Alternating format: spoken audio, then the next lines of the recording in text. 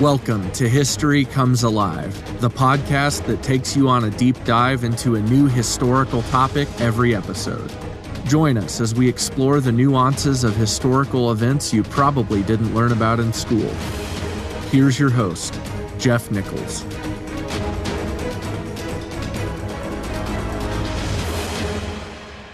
Welcome back.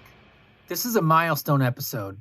It caps off an extended look at the opening decades of Puritan activity in New England, how they set themselves and their progeny up to dominate the region for generations.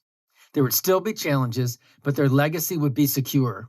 So let's finish working through the inception of Puritan missions by recalling the 4 deceptions we uncovered last week, and then developing their natural outcomes, how they managed to both bruise their reputation, the Puritans, as well as secure their authority.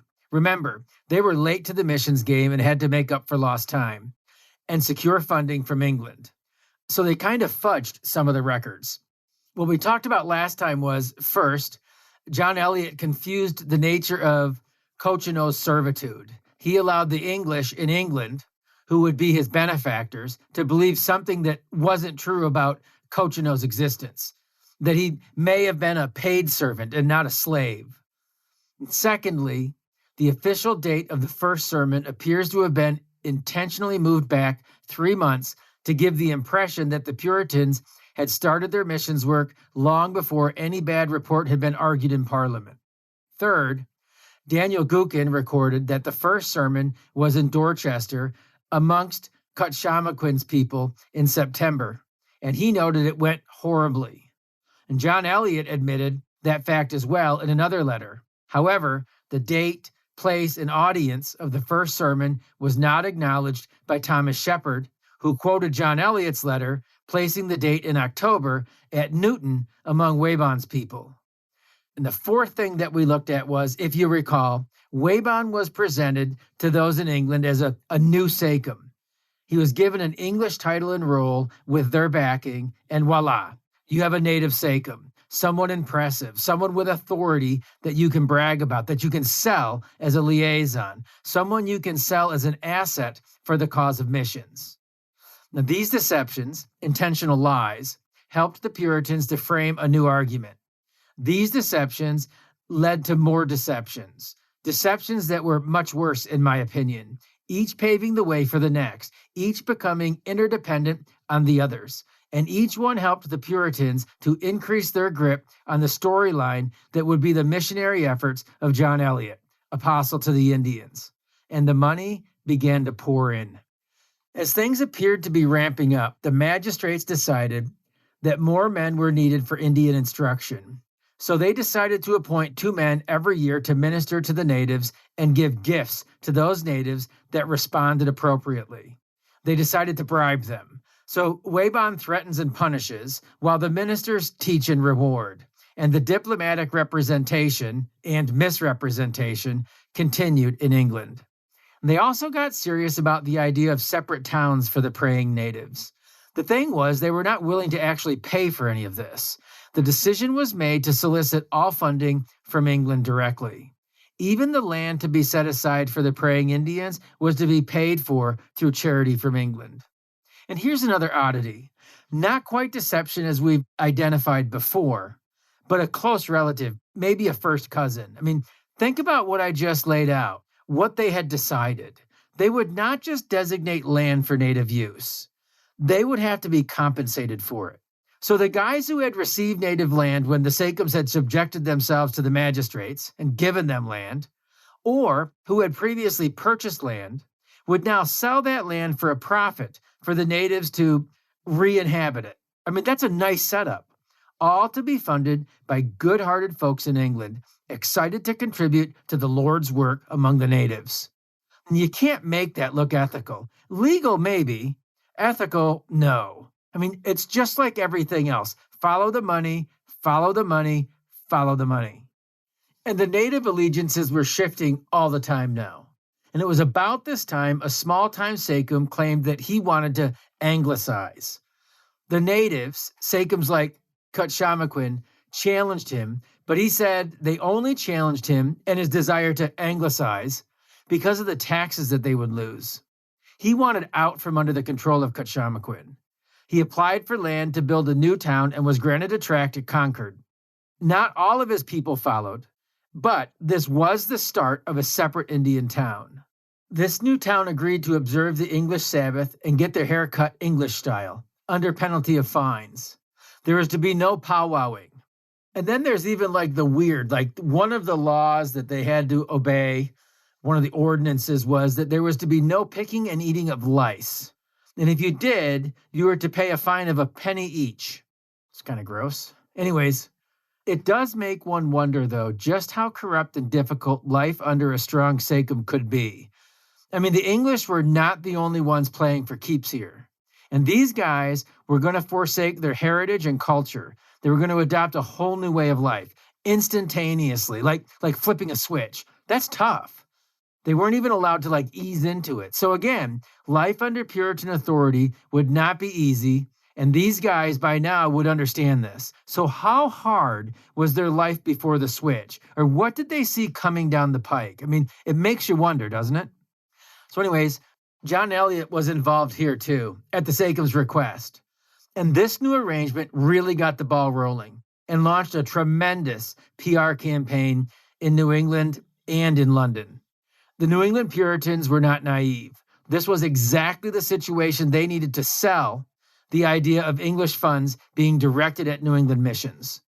And before we go any farther, I just want to remind you that if you tuned in last week, I had qualified then that we're going to bounce around a little bit. So we're going to do it chronologically, but we may go from 1 year and then back a year and then forward, depending on if we're in New England or in England. So the bigger concept is the activity of the Puritans. And I think it's interesting to know names and dates of all of these places and people, but we want to keep our eye on the context here, the concept of how the Puritans were able to wrest the land from everybody else.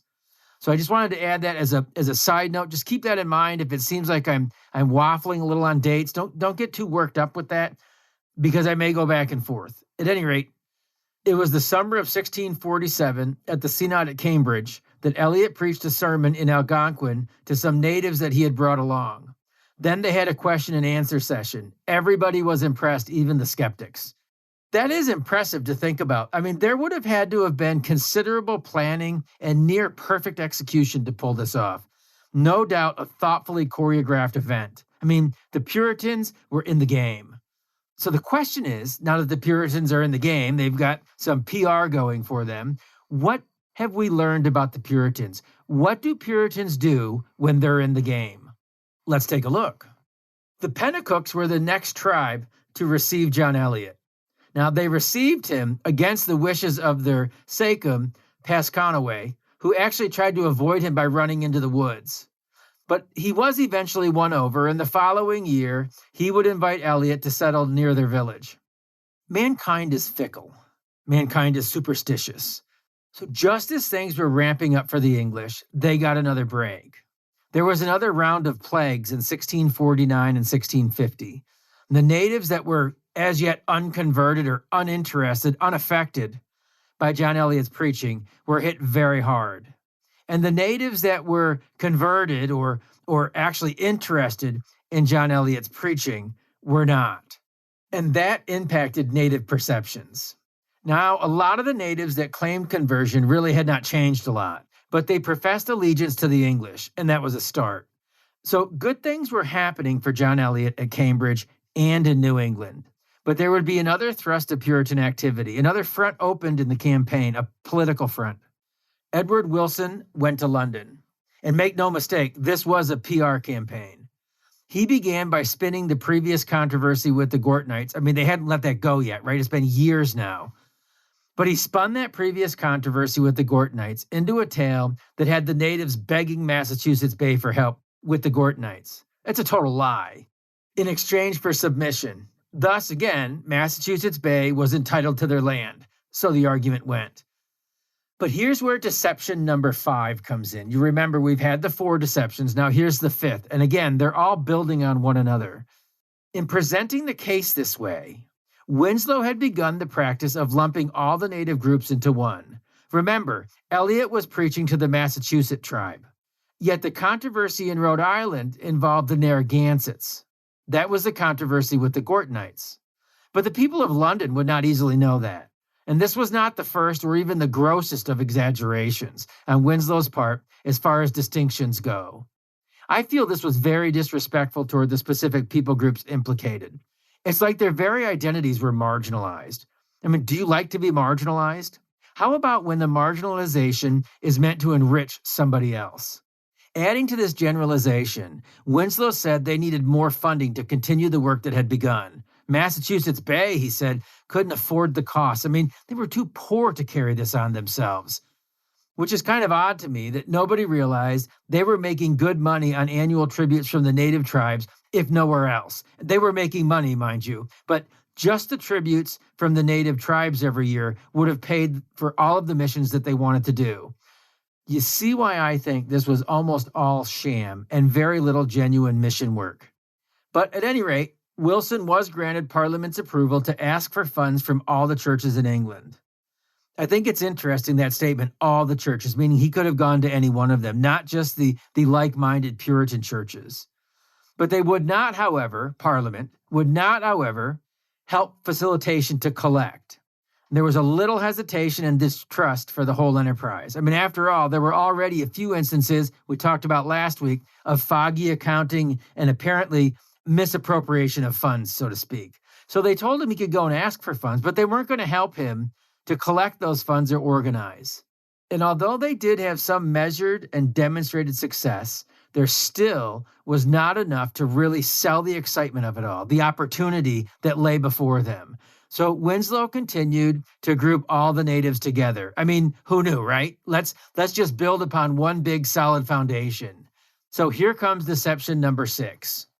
Now, in order to attain his goal, he simply began to credit Thomas Mayhew's work on Martha's Vineyard among the Wampanoags to John Eliot, who, again, was actually working amongst the Massachusetts. So Winslow had now lumped all the Narragansetts, all the Massachusetts, and all the Wampanoags together. And if you think about it, not to repeat myself, but considering each of us has a heritage and a national identity, a regional identity, a town or a county or a state or wherever that we're proud to hail from, people that we look collectively as our own people, distinct and separate from everybody else. I mean, it's not about I don't like people from other groups, but we've all got our people, right? So think about that in context of your own life. The fact that these were distinct groups, this was more than just deception. This was pretty rude and mean. I mean, it's disrespectful. He's lying. So they don't have enough street cred, basically, in the field of missions to actually get people to contribute money to them. So instead of just working all that much harder, he just starts lumping all of the successes and all of the groups and all of the regions together. And he takes the credit for the Gortonites having gotten along with the Narragansetts, and he takes credit from Thomas Mayhew for getting along with the Wampanoags. So if we remember that Cutshamaquin was the main sachem of the Massachusetts tribe, and Massasoit, who we haven't talked about in a while, but he's still around, and he's the main sachem of the Wampanoags.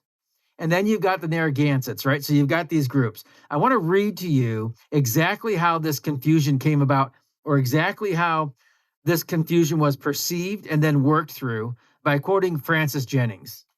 And I will say, as I've been listing out these deceptions 1 through 6, I have leaned on Francis Jennings more than most to lay these out. I think he did a really good job, and then I've obviously blown these up a little bit. But here's what Francis Jennings says about how Winslow portrayed all of these different areas.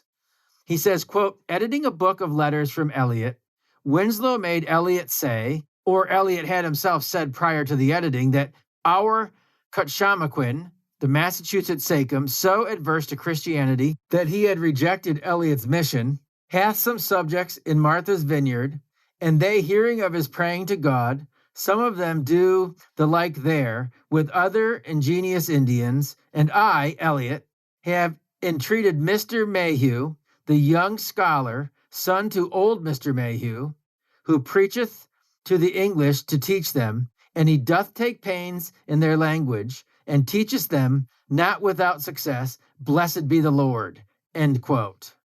So Winslow is saying that out of the letters of John Eliot, that John Eliot says that Cutshamaquin was so impressed with Christianity that he had him go over to Martha's Vineyard and preach to some of his other folks. And again, the problem with that is that Cutshamaquin's a Massachusetts, and the folks on Martha's Vineyard were Wampanoags. So that couldn't possibly have happened. And the way Eliot lays it out, he's the one that sent Thomas Mayhew, who actually started his missions before John Eliot and was doing something completely separate and different, and doing something that looked far more along the lines of what we would assume missions should look like than anything John Eliot had ever conceived of. And he goes on to say, Eliot's letter fabricated a role for himself where he had in fact played none. Its assertion about Cutshamaquin was an outright lie. Cutshamaquin had nothing to do with the Vineyard Indians, who were Wampanoags under the general sacumship of Massasoit, who in turn had nothing to do with Massachusetts because he was under the jealous protection of Plymouth Colony. So it even gets worse. I mean, Massasoit and the Wampanoags, they weren't even answering subservient to or beholden to Massachusetts Bay, right? But Jennings continues. Besides this, when the Vineyard Mission began in 1643, Cutshamaquin had not yet subjected himself to Massachusetts and was surely not praying to God. He was named with the clearly deceitful intention of establishing a semantic connection by which Eliot could be presented as having initiated Mayhew's Vineyard Mission. End quote. So let's put this into perspective. Have you ever been accused of something falsely by the actual perpetrator?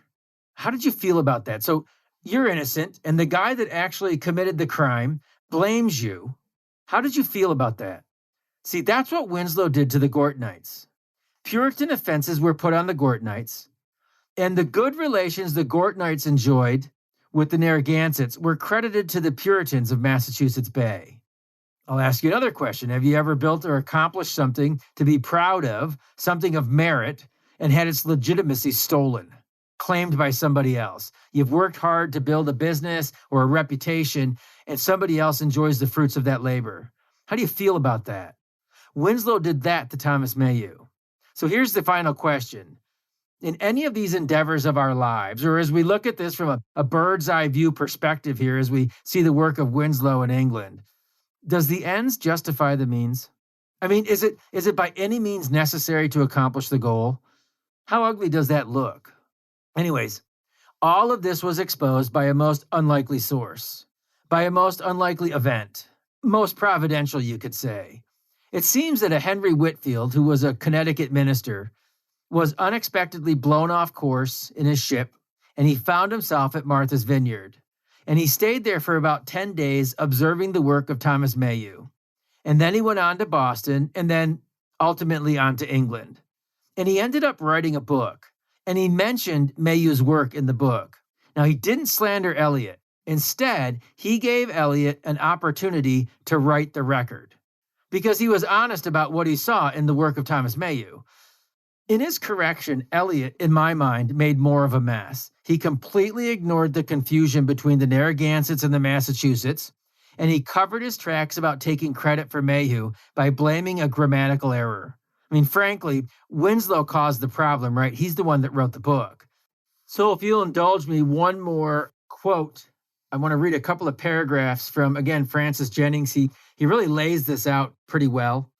But he says, quote, the explanation simply disregarded Eliot's former statement about Sachem Cutshamaquin. Who in England would know anything about the intricacies of Indian jurisdictions thousands of miles away? The problem that could not be disregarded was Eliot's statement that I have entreated Mr. Mayhew to preach to Indians that Mayhew had been converting 3 years before Eliot came out of his study. To explain away this too obvious fabrication, Eliot wrote that his former letter had, quote, this is John Eliot talking here, quote, a great I redundant, which maketh the sense untrue, end quote, brightly adding that everything would read quite accurately if only that great I were left out. Suppose we do what Eliot suggested and take that great I out of the passage quoted above. The grammatical subject of his sentence would then change from himself in the singular to a plural number of Indians. Thus, quote, our Cutshamaquin hath some subjects in Martha's Vineyard, and they have entreated Mr. Mayhew to teach them, end quote. If Eliot had really not meant to grab credit for himself, he would not have interjected Cutshamaquin, and he would not have made Hyacombs into a multitude. The falseness of his quote-unquote correction must have been understood by clergy and magistrates alike in both Massachusetts and Plymouth, and certainly on the Vineyard. Like Whitefield, however, all these pious folk were willing to maintain silence for the benefit of the propagation of the faith, or unwilling to risk the wrath of Eliot's powerful sponsors, end quote. So we see the deception and then the layers of deception that came out of that, from John Eliot's letters to Winslow's publication to the complete silence of everybody that knew better. So the question then is, again, does the end justify the means? Is this how the world works? Is this just how the other side accomplishes things, or does your side do it too? I mean, how do you react to the other side when they do that, when they're caught in a lie? What's your response when your side does it? I mean, is that how you get what you want? Does the end justify the means when it's just your group? Does it justify the means when it's everybody's group? I mean, is it by any means necessary? Is that how the world moves forward? Is that how we understand that? So even if we want to cheer a group on, or some group or other has some massive amounts of success, do we simply overlook the dishonesty and the lack of integrity at times? How do we handle that? I think one of the things that we have to come to terms with is that, unfortunately, oftentimes, this is exactly how the world works. This was a great travesty indeed. I mean, Eliot lied. He incriminated himself needlessly. He also gave cover for Winslow, the originator of making John Eliot's lies public. So we've got some traction. We've got some PR going. There are some success stories happening in New England, albeit a little bit jumbled by what the folks in England are being told. But this is the time frame in 1647 that Wilson's tract Daybreaking was published. And also the following year, Thomas Shepard's Clear Sunshine. You remember we talked about those last week. Both were appealing for money. They were dedicated to Parliament. I mean, it's in this environment that Edward Winslow had gone to work at a fever pitch. In May of 1649, Winslow compiled another tract and dedicated it to Parliament and Council of State. And he entitled this one, quote, "The Glorious Progress of the Gospel Amongst the Indians in New England," end quote. It contained letters from both John Eliot and Thomas Mayhew. So we've gone from Daybreaking, where, look, the sun is coming up, it's a new day, it's a glorious start to the missions field, to The Glorious Progress. Powerful titles, effective, very effective in framing the argument that he wants to frame before the tracts were even read. And this put the whole diplomatic effort over the top. Mission accomplished. A company was formed to handle the collections of donations for the New England Missionary Project. Remember, Parliament said before they weren't going to help. Well, now they formed a company, the New England Company, or the President and Society for the Propagation of the Gospel in New England. So in the end, Massachusetts Bay paid nothing. It received a lot of money that was never accounted for. I mean, the actual leadership of the company would remain in England, and they would collect and organize the funds. But the disbursement and the spending would be left to the United Colonies. I mean, does this sound like an invitation for corruption? They're being given a bunch of free money that they don't even have to work for. There's a lot of funds that would be unaccounted for. A lot of things went on that nobody actually knows what was happening. A lot of these funds went for such things as guns and bullets and enhancing Harvard College. I mean, this was a college that was said to be for the housing and education of Indians, of which there were a few, but not many. I mean, I think there was only one time they've actually, recorded where there was two of them living there. Most times there was only one, if any, over the years. Anyways, meanwhile, back in New England, John Eliot's stature grew, not always in a good way. As more and more natives subjected themselves to the English, there was more and more pushback from the Sachems. The English demanded loyalty and fidelity. They demanded a complete rejection of native culture for those who would be converted. In 1650, things came to a head with Cutshamaquin. He wrote, quote, "The Indians that pray to God, since they have so done, do not pay him tribute as formerly they have done." And further, Cutshamaquin said, Quote, "This thing are all the Sachems sensible of, and therefore set themselves against praying to God." End quote. The divisions were worse yet. As the praying towns sprang up, John Eliot and his aides would use these towns as bases to launch subtle but effective mission trips using the converted natives to pay other natives to listen to sermons. They would encourage them to not listen to their Sachems, and they developed a leadership model of their own over the natives. I mean, talk about undermining a society. Everybody knew this was happening. The Wampanoag, Philip, Massasoit's son, the guy that would lead the rebellion a few years later, the final uprising against the Puritans, he talked about what they were doing with the Rhode Islanders. And the Quakers were also aware of what was going on. Of course, they would use more brutal tactics later in their fight for Pennsylvania, but we'll get there soon enough. Eliot would also write of the payoffs the natives expected just to keep the whole operation moving forward. So even those that were converted and supposedly doing the Lord's work alongside the English were being paid to get things done. This was also substantiated later by the reports from the royal commissioners that were sent by Charles II after the Restoration in the 1660s. And again, we made mention of this last episode, how King Charles had sent an entourage to New Netherland to deal with the Dutch. But then upon hearing that the Narragansetts wanted to submit themselves to the crown, he had taken an interest in Narragansett Bay specifically, the natives and the Englishmen, and he wanted an eyewitness report. And so he sent men that provided just that. And I will say, it wasn't a very good report towards the Puritans. Anyways, all these native-on-native interactions were done between Eliot's disciples and those groups that were not affiliated with the larger Sachems and tribes. The Mohegans, the Narragansetts, and the Wampanoags from the mainland were not swayed. They kept their nations intact, more or less. They weren't vulnerable like the smaller groups. They were still strong. They still had a centralized leadership and governmental program.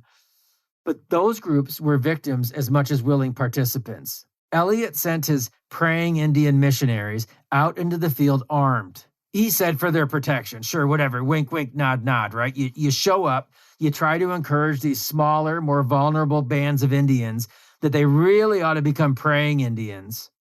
And all the while, you show up with English weapons, and I'm sure that the tactics weren't very gentle. At any rate, the proof of sincerity between the Eliot converts and the Mayu converts can be demonstrated by the long-term outcomes. The Nipmucks, for example, were treated very harshly by Eliot and his surrogates in 1671. They claimed conversion, but later they joined King Philip in his uprising. In fact, every group that Eliot had converted was represented in that uprising, right? So King Philip got a whole bunch of natives from a whole bunch of different groups together to kind of throw off the yoke of the English once and for all. Once he figured out really what was going to happen here, what's the end game? Every one of the groups that had pledged their loyalty to John Eliot and the English, at least some of those groups fell under the leadership of King Philip in that war. By comparison, Thomas Mayhew's converts did not join the uprising, not one of them. And at that point, they still significantly outnumbered the English on Martha's Vineyard and Nantucket and the other islands. They could have easily done away with them. Even before the uprising, backsliding among the converts was common. A return to the old ways. The rigors and the expectation may have just been too much. I mean, what the English did was re-engineer their entire life and lifestyle radically and rapidly and aggressively. And I think it probably was too much for some people. In essence, once they moved into a praying town, they would be given their own plots of land. Now that sounds appealing from, an English standpoint, or from our standpoint today. Everybody wants to own a little piece of land. But these Indians were used to living communally. And so when they moved to a praying town, it ended their communal aspect of their community. They established English courts and they let the natives administer justice, thus creating tension. I mean, they already had a type of legal system in place. They had a leadership model that they had always lived under, and that was taken away. The fines collected for breaking English laws would be used to pay for the construction of schools and meeting houses. They forced the converts to cut their hair English style. They took their wigwams and put walls in them to divide the families in the smaller groups. I mean, all of these changes did have some benefit and economic impact from an English perspective. I mean, some of the converts became industrious. in the ways of the English. They produced brooms and baskets and commodity items. They worked on farms. They sold meat and fish and produce at English markets. But imagine if you were still a non-praying Indian, watching all of this, not seeing it for progress, but for betrayal, seeing the death of your culture. How would you have felt about that? All these changes began to occur before the praying towns existed. The first actual praying town was established in 1651. You can understand why, right? I mean, these guys needed to be separated because hostilities and tensions were growing. Wabon was in full support. And as you can guess, Cutshamaquin was not. And he was the most influential and powerful sachem of the Massachusetts tribe. And Eliot won the day. Imagine witnessing that. This town, 18 miles from Boston, was almost totally self-sufficient of English support. It sounds easy, but I would imagine the natives must have struggled. They had been expected to change a lot, more, I think, than probably personally I could ever have handled. What does that say about, modern immigration and how people groups move about the globe in our day and time, and how different people groups meet up and interact, and you have these clash of cultures? What is the host government or the host society? How much are they supposed to step aside? And how polite should the newcomers be? How much are they supposed to change? And how quickly and rapidly should that change be? Anyways, those are philosophical questions that probably have to be tackled one by one on a case-by-case study. I think opinions can vary, and opinions could vary even again, depending on what the actual situation was. So at any rate, as a further orchestration of their new life, John Eliot told the Indians to organize as the Hebrews did in the Old Testament. Jethro had told Moses, he had instructed Moses and the Hebrews after they came out of Egypt to organize their leaders over thousands and hundreds and tens. So you've got, layers and levels of government, local, regional, state, whatever. Cutshamaquin, having finally relented on his tribe's consent to Christianity, became a leader over hundreds. I mean, there just simply weren't enough of them to be leaders over thousands. And so even the hierarchy of the natives had been altered to reflect the English division of civil authority. And with this, all they needed to do now was establish a true Puritan church. That required more than the keeping of the law. It required, as much as one could discern, true conversion in a spiritual sense. The actions and professions were not enough. The outside lifestyle was not enough. In 1652, the first petitioners attempting to be recognized as bona fide Christians were declined by the greater Puritan community. And I will say, as much as the Puritans had a tendency to be kind of obnoxious, they did not discriminate against people for race or color when it came to conversion. They were suspicious of everybody.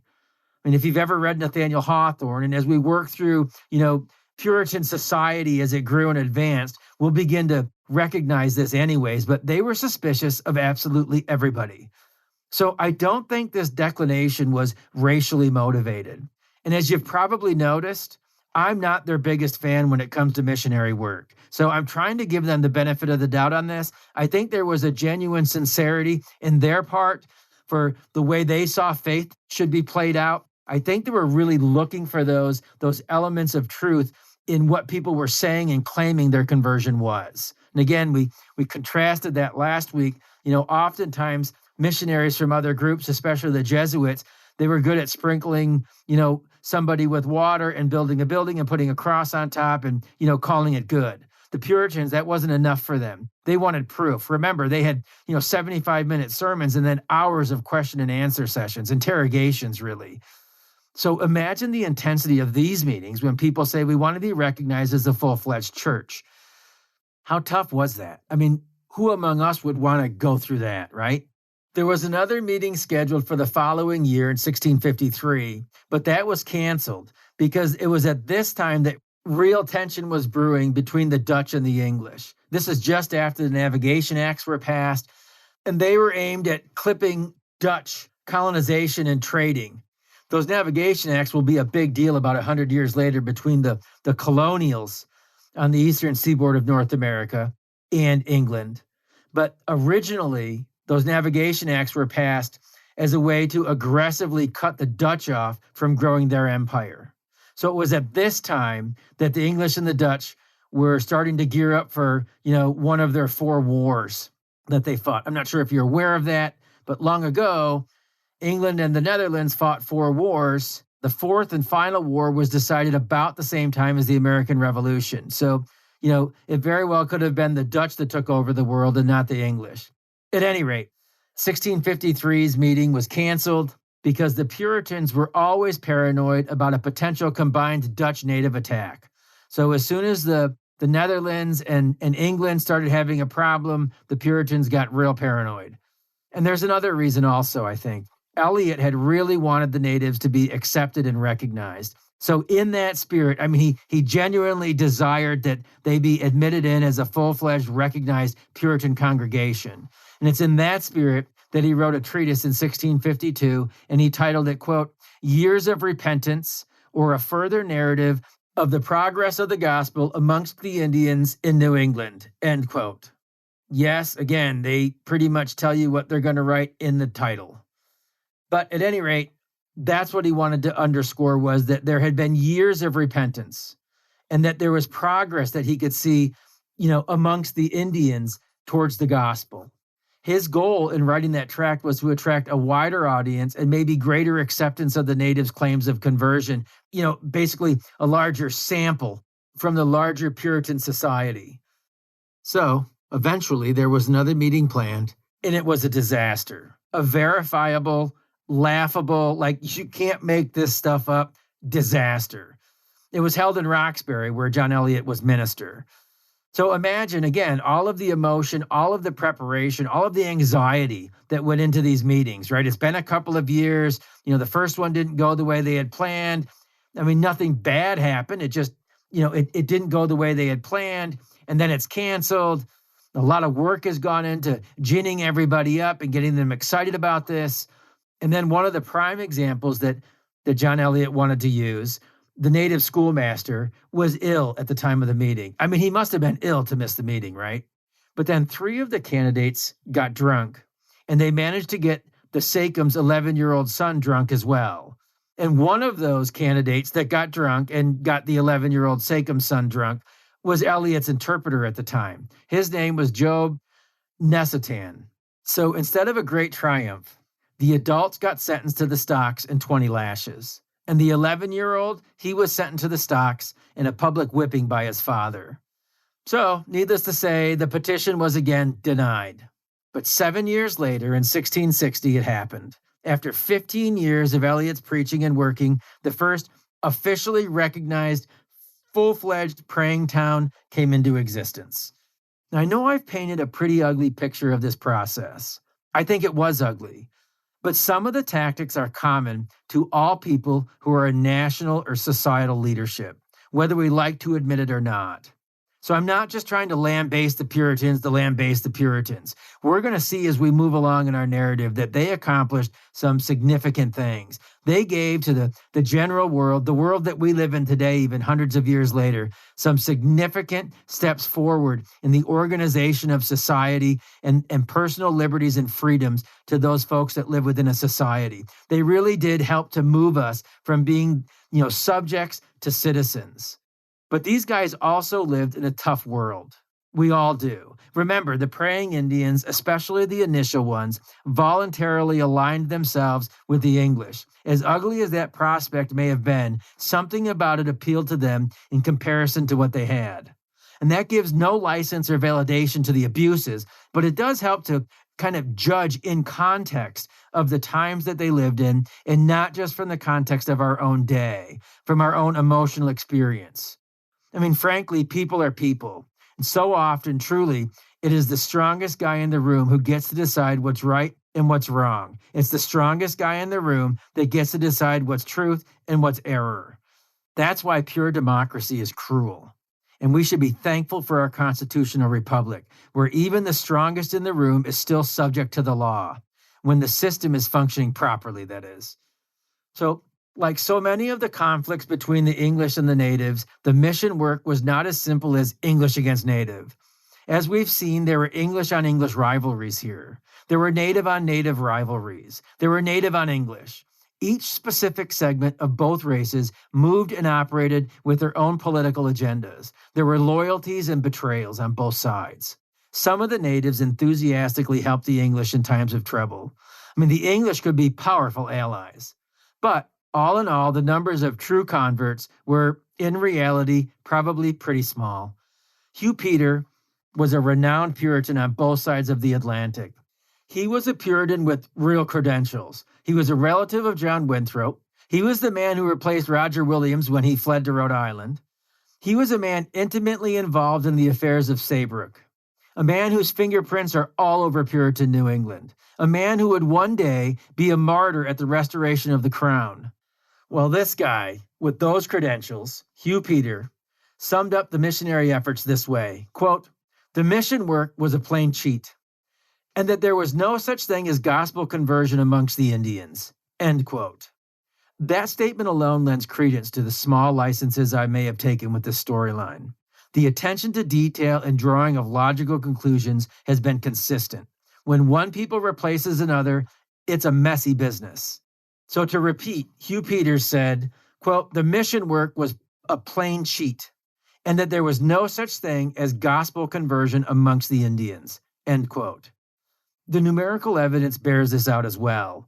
In total, after decades of effort that yielded submission from many, there was a total of about 1,100 residents in the praying towns. Only 45 were baptized. How did the Puritans evangelize the natives? How did they revive their reputation? How was missions paid for?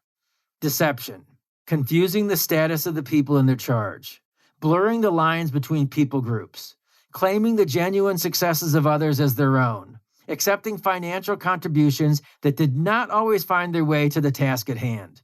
Their attention to organized detail may have left something to be desired at times, but their organization on both sides of the Atlantic was coordinated and effective. Over and above their competitors, they presented a united front and systematically overcame their divided adversaries. There's a lot of lessons on how the world really operates, sadly, but there's also legitimate lessons on leadership. The concepts of organization and unified coordination were mastered by the Puritans. I know I threw a lot out there this week. I hope it wasn't too much. I really felt the need to get through this time period. This is a massive turning point for our narrative. It's a watershed moment. With this episode, we've completed in my mind, the necessary background and foundational understanding of colonial New England to begin to talk about things that we might find more recognizable about New England. We did it in 60 episodes. That's fantastic. The narrative will move quicker now, most of the time. We want to use snapshots of the time period, but we really needed to have this fundamental understanding of exactly what happened when the Puritans showed up, how it was that they began to take control of the land. How is it that they organized? How did they come to dominate the landscape for centuries? From here, we'll look at their economy, some of their actions during the English Civil War, and also some aspects of the development of their society once they had established dominance. Until this point, we've been developing their fight for dominance, but now we're going to see what they did with it. But we're also going to look at the frontier wars with the French, which had already been going on, throughout our narrative. But those are all stories for another time. And until then, I hope our time together this time has really helped the history to come alive.